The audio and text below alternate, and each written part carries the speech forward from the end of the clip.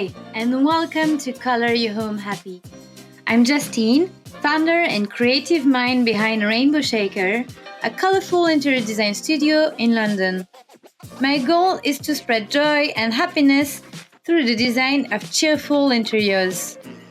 If, like me, you think that we need a colorful bubble to escape the daily gloom, then this podcast is definitely for you.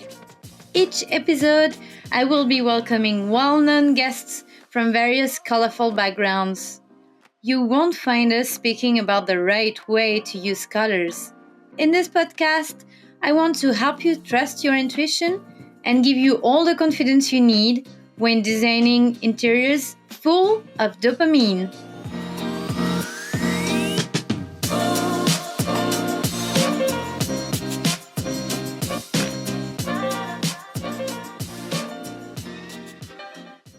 Hi everyone, welcome to another episode of Color Your Home Happy. I'm Justine, your host and founder of the colorful studio Rainbow Shaker. Today I am receiving Estelle Bilson. You may have seen her on several TV shows such as The Bedding Room and the 1970s Dinner Party. She's also a best-selling author, 70s expert, interior and set designer, and content creator. Hi Estelle, how are you? I'm really well. It's a pleasure to be here with you, Justin. Likewise. I hope I didn't forget anything. I think that covers everything. Yeah, I've been in my 40 odd years, I've been a very, very busy woman. But I think the one thing that always stands out is, for the last 30 odd years, is my love of collecting vintage and retro. That's the one constant throughout my life. Whatever work I've been doing, whatever jobs I've been doing before internet, even and social media, I was always a massive collector. I think collector / hoarder.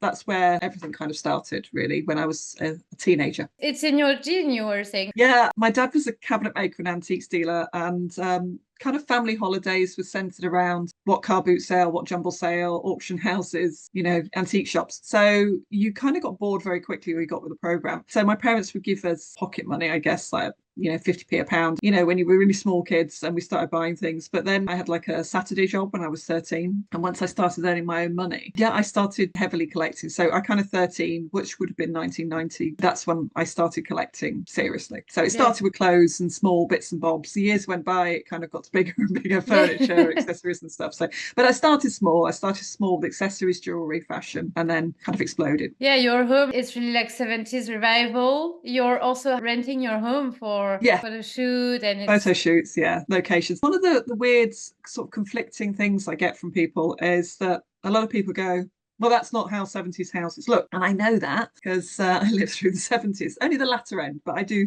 kind of remember them. They were very much like wood chip, brown, lots of really sludgy colours. And it wasn't glamorous for a lot of people. My home is a fantasy. I think that is the only way I can describe it. It's not taking that house that looks like you've smoked 40 Rothmans a day for the last 10 years with Artex and stuff. It's a fantasy. It's like Faye Dunaway's New York apartment. It's sort of like film sets. It's magazine articles. Story interpretation is how you... Yeah, it's my interpretation. I mean, everything in the house more or less is vintage. There's a couple of exceptions, mattresses, etc. like that. But for the main part, everything is vintage. So it's period correct in that way. But I think the way it's styled is, I would say, different from the average house and home that people had in the 70s. I mean, there's always exceptions. People will say, oh, my great auntie Marge had like your this, and this. But generally, for a lot of people, the 70s was very brown. Not colourful at all. Yeah, and comfort has evolved as well. Yeah, so I'm not going to live in pastiche. I want to kind of still live in the modern era whilst enjoying the stylistic qualities of vintage furniture and accessories. When you're designing a space, it's important to incorporate design history. And you were saying that the 70s are kind of a melting pot of all design styles. A 10-year period from sort of 70 to 79, 80. You've got the leftover of the 60s. You've got Space Age. 2001 Space Odyssey. That whole Kubrick, very sort of Space Age tulip chairs, very white, very monochrome. Then you kind of got, at the same time, you've still got the hippie movement left over. So you've got a lot of people still sort of like coming out of that Woodstock hippie, very sort of macrame, crochet. And then that's going on, sort of like build your own sustainability. Well, the first Earth Day, that was 1970. But then, so you've got this whole sustainability, and then you've got like Mark Bolan and David Bowie with like makeup and sequins. And then you've got disco and John Travolta in tight pants. And then you've got Laura Ashley, which is kind of a throwback to sort of Georgian sort of like milkmaids and sort of Kate Greenaway style. And then you've got punk right at the end as you go into sort of like 77 to 80. So in that 10-year period, I don't think there's ever been such a diverse sort of shift and change within 10 years, different subcultures coming in. It's fascinating, amazing. People go, oh, it's the decade that taste forgot, but there's so much design detail to mine from those 10 years. So a lot of modern furniture still refers back to those decades. From a decade as well, from a social perspective, you've got still a lot of racism. You've got the fact that the first wave of feminism was coming through. You know, women couldn't buy a house on their own. They couldn't have a bank account on their own. As a woman, you had to have permission to do pretty much anything. Even until the 80s, I think, in the UK, technically, it was illegal for a woman to go into a pub or a bar and order a drink. Gay rights, there was a lot of, you know, fights for equality in race. There was a lot going on from a social aspect. Which makes it, again, the layers, if you go down the layers and how that inspired design. I mean, if you look at disco, for example, that has its roots in sort of Latin America, sort of gay clubs. And it was kind of taken on by the big white boys and kind of like sanitized and made popular. So from a social perspective, you know, there was a lot of very forward thinking in the decade, not just with design, not just with interiors. You know, there was a lot of liberation. The 60s had given birth to the contraceptive pill, where women were first free to have their autonomy over their body and choose when to get pregnant for the first time. There was a lot of progress there. That kind of was a boom in the whole porn industry as well. And it's kind of weird, but that even influenced design. You've got films like Emmanuel with the big peacock chairs, that you know, it's kind of that, did that influence design? Did design influence the style set of the film? We kind of made a lot of progress for a lot of years, and then kind of got to the very conservative 80s and kind of went a bit backwards. We touched on the Earth Day, that was 1970. We were starting to become very conscious of what we were doing to our planet, and I find it interesting and saddening that 50 years on we are still not paying attention to the lessons that we kind of established back 50 years ago. Sometimes you can say that home is your like political expression, like your own bubble of expression. And I think that a good home should always have something to say about the person that lives there. I think it's one of those things, you know, you should be able to walk into somebody's house and instantly know something about them. Currently, we're also like with social media, Instagram and TikTok, we have a lot of style that are coming back, like the 60s, 70s, 90s. But even though we have all those styles, it's not as diverse as the 70s. And it's also a different interpretation, because it's like the 2000 interpretation. Yeah, I mean, it's kind of like crazy because, you know, if you look back in my living history, so I sort of like came of age in like the 90s. I was going out, I was going, you know, clubbing, blah, blah, blah. I was like very independent at university. The inspiration we were getting in the 90s was very much Britpop, which was very much, if you look at some of the iconography of the era, like, you know, the Bullet, the sort of like Target, it's very flashback to 60s mod, rocker era. You've got like bands that like Oasis at the time, which were really heavily like going into that kind of like Beatles aesthetic. There was films, Austin Powers, which was meant to be late 60s. There's a lot of anachronisms in that film, though, if you're a nerd like me. But, you know, that whole shagadelic, you know. So that was kind of like the 90s does 70s. It's fascinating from my perspective to be at the age I am now, to be able to look back and sort of see that evolution. People pick and choose, which is great, which is still what people are doing today. They're picking and choosing aspects of design from previous eras. I do find it kind of interesting, though, that we're still going back. I think the 70s was very forward looking. Everyone was looking forward. They were trying to new developments, new creativity, new products. And we've kind of stopped. And it's like we're now obsessed with looking back. Interesting, retro was a word that was first coined in the 70s. So I think that was first coined in the press, and I think 74 or 75. And that was the first time anyone had used retro as a shortened version of retrospective to refer back to previous design trends, where in the 70s people were looking at Art Deco or Art Nouveau. So that was a retrospective for them. It was kind of retro. And now everyone thinks of retro as being 60s and 70s and 80s.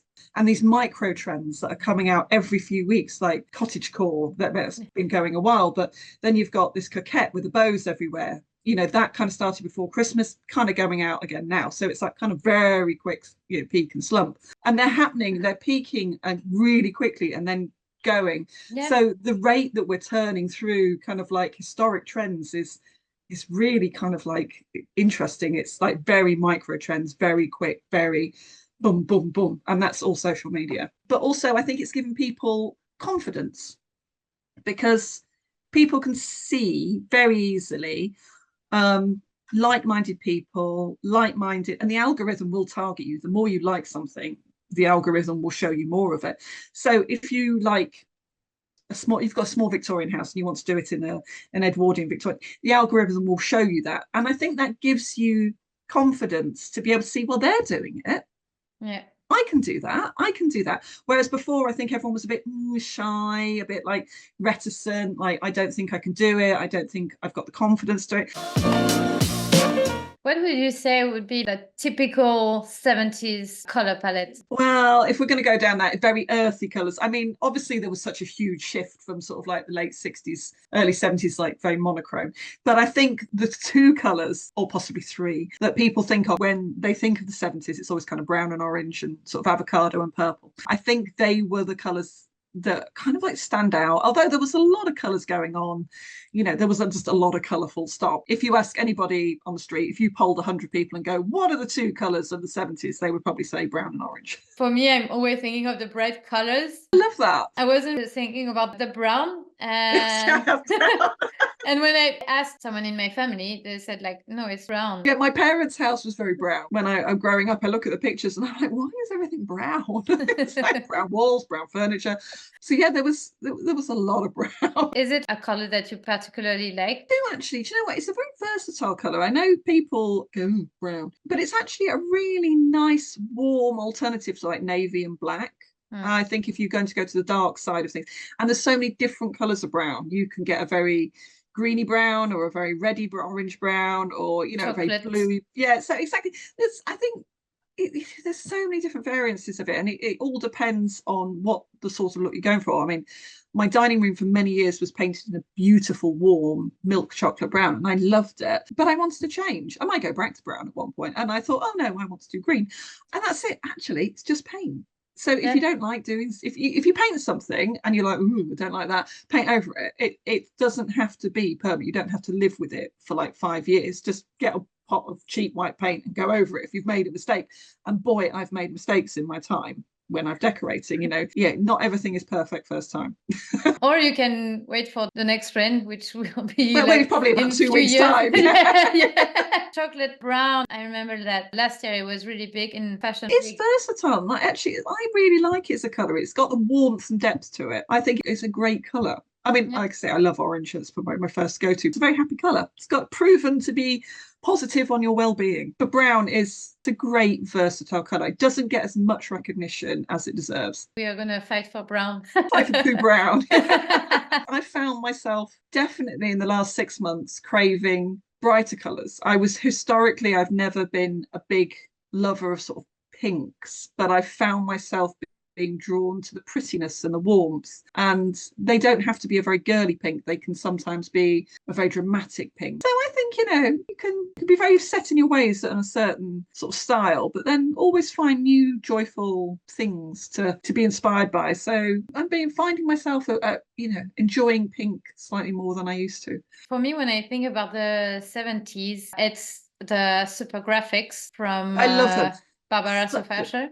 So they were, every time like I'm using that, and it's really coming back in full force, and you can see it everywhere. And it's also an opportunity to bring colors into your home, but not paint your whole wall, like a small area where it's like I can see, your suspended ceiling. But you're right. It's a quick, easy way of bringing colours and joy and pattern and interest and a focal point to your interiors without committing fully. And I think super graphics were born out of a necessity. It was all to do with, I could go into it massively, but to brief, it was all to do with the building development, and they ran out of money. So they decided just to paint like graphics on the wall, and that was a cheap way of making something look interesting. It still does its job. It's such a simple way of adding interest that I love it. I just think they're great. You can do one, live with it for a year or so, and then change it. You can do pretty much everything, and you can use whichever color palette. You can use like super graphic, which is really from the 70s, but choose a color palette that is not from the 70s. Yeah. And it gives a different twist to it. It gives a different vibe. They are so versatile. So everyone go and paint some stripes somewhere, please. It's the best thing. It'll make you feel so much happier. I would always say that the things that really make my heart sing, I can't explain it. People go, oh, why the 70s? And I can never give you a definitive answer. It's like Marmite. It's like some people love it, some people hate it. I hate it. It's a feeling. It's something inside me. It's nostalgia. It's shape. It's form. It's color. And I can never. I wish I could find a soundbite that was like really impressively intelligent that would sum up why I love that decade so much. But for me, it just is. I can't, it's like falling in love. It's like, why do you love somebody? You might go, oh, I love their eyes or their hair or the way they do this, but it's almost chemical the way you love somebody. And it's kind of like very innate, the way my love for that design era. I can't articulate it. It infuriates me. Infuriates me that I can't articulate it. I look at something and I go, wow, I love that. And then other things from other eras, I'm like, it's nice, but I perhaps wouldn't have it. I want things that make me feel something, that I walk into a room and I'm like, you know what, I really love that. I love that. And is it also how you work when you're going to car boots? Yeah. I mean, obviously in the many years that you pick up stuff. I know people sort of say, oh, you're a 70s expert, and I don't know everything. I couldn't know everything. It's ridiculous. But I always buy on gut feeling. So if often I don't know what it is, I'm like, often if it weighs a lot or it's made out of nice, like sometimes if you see rosewood and you're like, well, that's old, or like if like it's a brass, if it's heavy, you kind of get a feeling. I think if you've been doing it for a while, where you know that something is something good, even though you don't know what it is, you get this tingly feeling, and you get home and then you research it and you find out, oh, it's really good. And a lot of the time it's stuff that people pass by.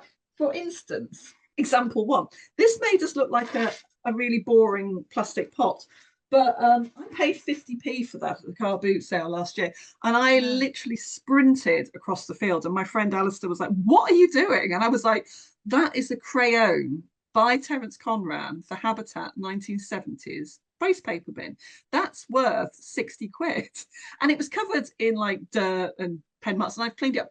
But instantly, because I've sort of done it for so long, I knew what it was, and I literally like a bullet out of a gun just goes straight for it. A lot of people would have just walked past that and gone, oh, it's nothing. It's just a plastic plant pot. Stuff is out there still. It's just whether you know what it is. So never walk past a plastic plant pot without checking. A lot of stuff now, vintage, are being sold for like really expensive prices. Yeah. And sometimes you can also walk by something that is very cheap, but it costs even more. Mid-century furniture, the prices are really high. I apologise possibly that I have had a hand in that, but you're right. It's what becomes almost popular. 10 years ago, probably 11, 12 years ago, you could pick up a sideboard for like 40 quid. Now you won't get much change from 500. And it's just because it's so, desirable. I mean, when I first started collecting, it wasn't popular. At the end of the 70s had only been not even 20 years before. I was starting to buy and explore because I love the textures, the colours, the builds, the shapes. And my mum and dad were like, why do you like this? It's kind of like they couldn't understand it, because to them, especially my dad being an antiques dealer, it had no value. It was mass-produced tat junk. Whereas for him, Chippendale, something beautifully carved by a master. And I get that. I get that that is amazing. But then also he was just like, oh, it's just tat. But again, buy something because you love it. If you're thrifting in a car boot environment, it doesn't matter if it's 2 years old or 10 years old or 50 years old or 100 years old. If you love it, buy it. You will never, ever be disappointed if you love it. People are more and more thinking about sustainability. So there is a effervescence around secondhand. Now, currently, people are really into upcycling, and it adds another dimension to furniture because you can also add your own element to it. I think there's two sides to the upcycling coin, which is the two sides to most things. I would hate to see classic design pieces from the era completely butchered and attacked with chalk paint. It really, really offends me. However, if things are damaged beyond repair, where they cannot be sympathetically restored, like a lot of furniture from the era is veneer over chipboard. So if somebody sanded it down and you've gone through to the chipboard, there's nothing really much you can do with that unless you start to re-veneer the entire table or fill it and paint it in.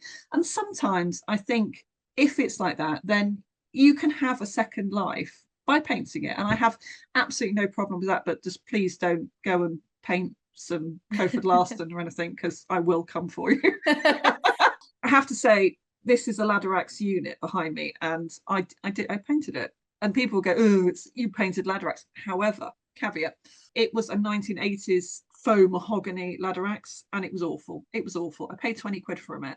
It was chipped. It was scratched. It had like these really disgusting details on it, like faux Georgian details. Whatever they were doing in the 80s, it was all kinds of wrong with it. And for me, to have it as a piece of furniture now, it works better with what I'm doing.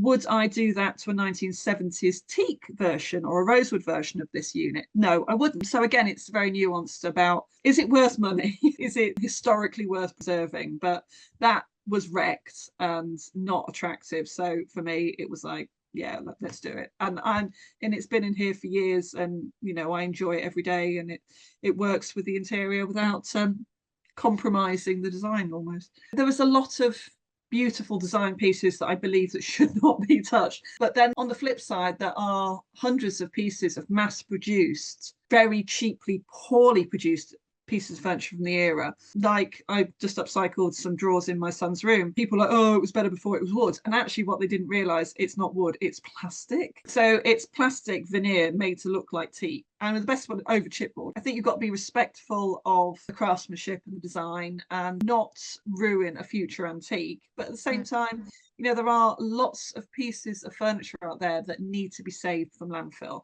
Not everything is a designer piece. Not everything is worth money. I think those are the pieces where people can get really creative and really have something unique and inspired for their home and very personal to their home without the mid-century purists coming at them.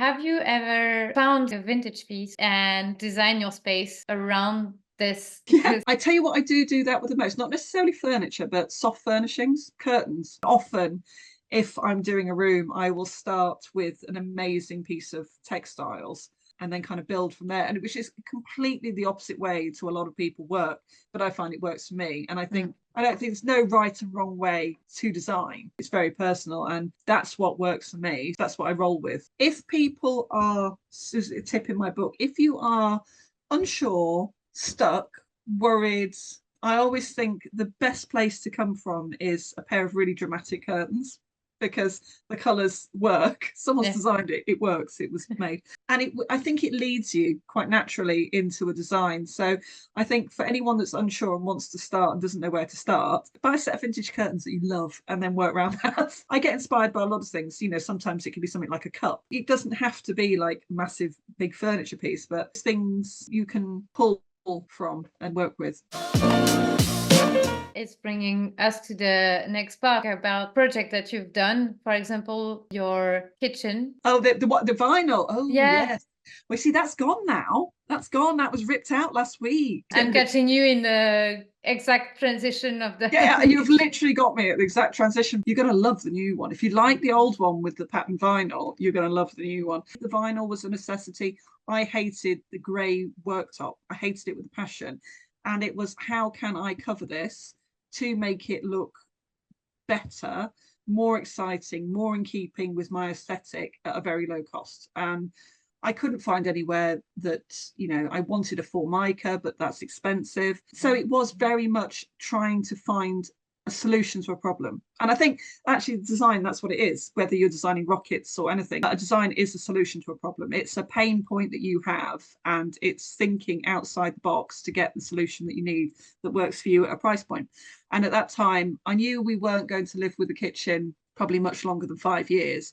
I hated the way it looked. It was a late 90s kitchen, and I painted it, and I wanted just to have it more in keeping with the aesthetic of the rest of the home, because I kind of felt it let it down. And I desperately wanted a vintage kitchen. So that was my using paint and contact vinyl was my way of exercising my design inspiration to get what I wanted for a short period of time. And it worked for 4 years. We had that kitchen, and the worktops were the one thing that everybody commented on. It was like, if I shared it at all, it was like, where'd you get the worktops? And it is just contact vinyl, the old sticky back plastic, which people have been using since sort of 20s to upcycle furniture, and it does peel off. So if you are in a rental apartment, it's a really easy way to make something very much your own in a very temporary state. Sadly, after 22 years of that kitchen service, it has gone. But we have secured an amazing 1976 kitchen, which we are putting in at the moment, which is going to be literally my dream kitchen. And everyone's like, why are you ripping out a 20-odd-year-old kitchen to put like a 48-year-old kitchen in? And I'm like, eh. But interesting, again, my builder is like, he fitted kitchens for so long, and he's like taking it apart thinking it's going to be absolutely goosed, absolutely screwed, and he was like, this is in such good condition considering it's 48 years old. Going back to the build quality and design and the materials used, so I've got a friend who's got like a kitchen that's 4.5, 5 years old, and it's chipped, the drawers have dropped, and this one's nearly 50 years old. It still looks brand new. So I'm very, very excited about what's yeah, I mean, yeah. Talking of brown, you see, we do have the brown bathroom. Yes, the disco bathroom is very brown, but the bathroom's like chocolate brown and goes into ochre, so it's with the brown sort of like tiles. How did you get inspired for your bathroom? You know, avocado, that is again the quintessential 70s bathroom color that everyone sort of thinks of every you go 70s bathroom, because it was so popular. I actually wanted an avocado bathroom, but my husband was like, we had one when I was a kid, I don't really want one. This is kind of like design being inspired by an item. I found the brown bathroom on eBay one night, and I was like, wow, I love it. And I sent it to my husband. He was working, and he was like, I was like, did you see it? Did you see it? And when he got home, and he was like, see what? And I was like, the bathroom I sent you. And he was like, it just said brown bathroom. Why would I open something that's the color of it? And I was just like, just look at it. And he opened it. He went, I really like that. And it's like chocolate brown that goes into rust, that goes into ochre, that kind of goes into like a beige color, so it's like an ombre French bathroom actually. And we bought it for 20 quid, this bathroom suite. So that inspired how the rest of the bathroom is going to look. So in my head, I wanted an avocado bathroom with a very retro avocado tile, and it was going to be quite white and bright and green. And then what I ended up with, because I was inspired by this brown bathroom suite we bought, was very a Studio 54, very big Bieber, sort of like disco haven, which wasn't how I envisaged our bathroom to be at all, but it was kind of like a very organic process of finding one item that kickstarted the rest of the design of the room. But I am very mindful of the fact that I'm not the only person that lives here. You know, there are other people who live here who also equally should have a say in their surroundings. So I do try and ask everybody else's opinions who reside in the house, especially, you know, like our child's bedroom, which we decorated recently, and we gave him some options. And weirdly, he went with pink, which I was incredibly surprised about, but also really pleased about. In, I would say, the last 20 or 30 years, colours have been gendered. Colours should be for everybody. And all this misnomer of blue is for boys, pink is for girls. And I've always brought him up, you know, when he first started coming home from school and was like, pink is a girl's colour. And I'm like, no, all colours are for all people. There's no such thing as a girls and boys colour. So when he selected the pink wallpaper, and I did say, are you sure? Because, you know, it's not the typical choice for a 7-year-old boy. And he was like, no, it's the colour of my favourite milkshake. And I'm like, who am I to argue? Am I to argue with the reasonings of that? And he was like, red and yellow are my favourite colours. And I was like, I don't actually need any more reasoning than that. When I actually did debut it on the internet, a lot of people were like, oh, your daughter must be really happy with the bedroom. And I'm like, not a daughter, just someone who has been brought up to know that all colours are for all people. We're at the end of the episode. Do you have any last tips or recommendation? I mean, obviously, I'd recommend my book. Yes. Please, authors make so very little money. So yeah, I recommend my book, 70s House, a bold homage to the most daring decade of design. If you are interested in retro design, it does show you where to buy, how to look after, how to restore, what to look for, how to style it. But again, I would always just say, if someone wants this to furnish their home, just buy what you love, because that's very personal to you, and it will say something about your house and say something about your home and say something about you. So if you're sort of starting your design journey and want to know what to buy, just always buy what you love. Trust your guts and trust your heart. Yeah, trust your heart and your gut. Yeah, you won't go far wrong. Never listen to anybody else, because you are you and they are not you. So you only know what your heart wants. So yeah, you go for it. And how can the listeners contact you? Well, you've got my Instagram, which is 70s House Manchester, also TikTok. Don't really use that one as much, but there's website www.70shousemanchester.com. Or you can watch me on iPlayer, prancing around the studio with weird bits and bobs. That airs on the BBC, usually about 3:30, 4 o'clock most weekdays. Or I think the 70s Dinner Party was on Channel 5, so I think that's still available on my 5. Thank you, everyone, for listening to the episode. I hope you enjoyed this 70s revival, and stay colorful. Keep trusting your guts, your heart. Bye, everyone. Bye, Estelle. And see you soon. Bye, Justine. Thank you, everybody, for listening. Thank you so much for listening. If you enjoyed this episode and you'd like to help support the podcast, don't hesitate to subscribe, rate, or review on the different listening platforms. To say hello and get all the latest from me, you can follow me on Instagram at rainbow.shaker. And if you want to check out my services, you can go to my website www.rainbowshaker.com. Thanks again, and I wish you all a very colorful day. See you next time!